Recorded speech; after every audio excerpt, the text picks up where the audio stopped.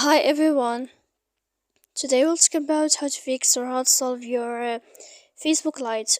To know how to fix or how to solve your Facebook Lite, you should just go to settings. Here click apps, default apps, app settings. After that, in this list you'll enter to the window of Facebook Lite. When you'll find this page of app info, you will click on first stop and you will click OK.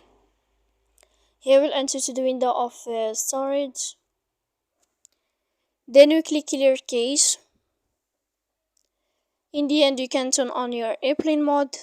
You can wait a moment to turn off your airplane mode. And in the end, you can turn off your phone to fix that problem you have on Facebook Lite. So please don't forget to support us by like and subscribe.